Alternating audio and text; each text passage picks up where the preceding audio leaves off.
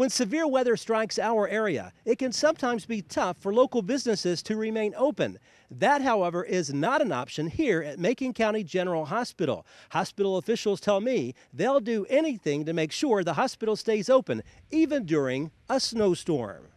How much attention do you pay to weather forecasts this time of year? Oh gosh, Barry, I'll tell you, I watch the weather in the morning, I watch it in the evening and try to plan ahead. And then when we see the possibility of snow, I get with our maintenance guys. Do we have plenty of salt? We always have plenty of salt. And not only that, is when they were predicting this past storm, I got with maintenance last week and said, we better rent a Bobcat and put it in the garage because by Sunday night and Monday, I got a feeling we're going to need it. And sure enough, we did.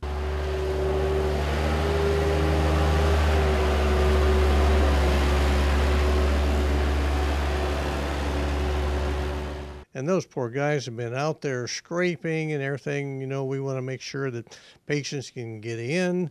And once they do get here, we want to make sure they don't fall. So between the putting the salt down and scraping, these guys have been busy. And as you can see outside, they're still scraping and everything. So we do plan ahead, you know, so we are prepared, but it's a challenge because right now it's, you know, the ice and everything too is kind of rough. So, but we're prepared.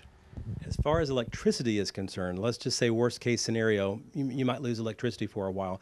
What do you guys have as a backup plan on that? Well, we do have a generator, you know, so anytime we lose electricity, the generator kicks in and we're able to keep things rolling. So with the tank we have for fuel, we have, I think, at least a week's worth of fuel, and we have to test that generator, you know, during the week and everything to make sure everything's fine. So we are very well prepared, you know, in case the electricity goes out, or whether it be a short time or even a long period of time.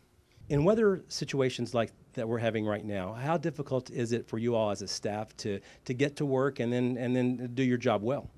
It's very challenging a lot of times to get them to, you know, they're all willing to come to work, but with the roads in Macon County, it's just hard to get here.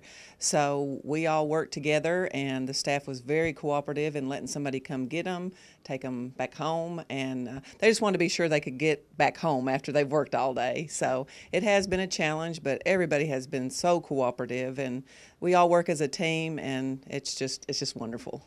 And I would think, too, your nurses are very cognizant of the fact that they want to make sure that their patients are taken care of, and that's every day. Oh, that's right. They enjoy their patients and being a hometown, and so they don't call in and say, I can't be there. So they just say, can somebody come get me? And so Steve wasn't working for 2 days, so we put him to work and bringing employees in. Put him to work. There you go. Talk about also just the fact that that you have to have a lot of pre-planning before an event like this. I mean, you have to keep in touch with the national television stations as far as weather forecasts, don't you? Yes, and Mr. Wolford had had Margaret send me a text and say, you know, maybe let the staff know. Well, I was just at the point I was like, well, I don't think we're going to get this. So he wanted us to be prepared and everything. So we just sent a text out to everybody, and that's the way we communicate a lot of times anymore, is send a text out and let everybody know to be prepared and let us know if they need a way to get in. So, and they enjoy their patients, so they want to come in. As we record this interview, this is the second day of this winter storm that we've had. How is it going so far? It's going good. This morning they had a little bit of difficulty going a little bit slower because the roads were a lot worse today than they were yesterday. How important is it for this hospital to remain open at all times?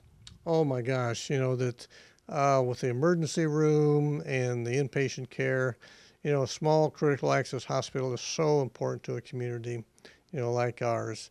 You know, we have saved so many lives, and then, you know, with so many services that we provide, you know, state-of-the-art equipment, you don't have to go to Gallatin or Lebanon or Nashville for, you know, a lot of your services. We got them right here in town, guys. You know, so we try to stay up in this technology.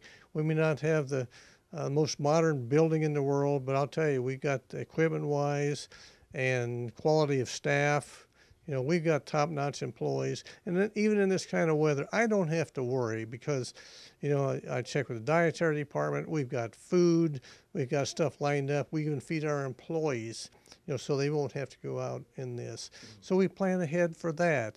Nursing is ready. I check with the various departments. We make sure we got plenty of staff.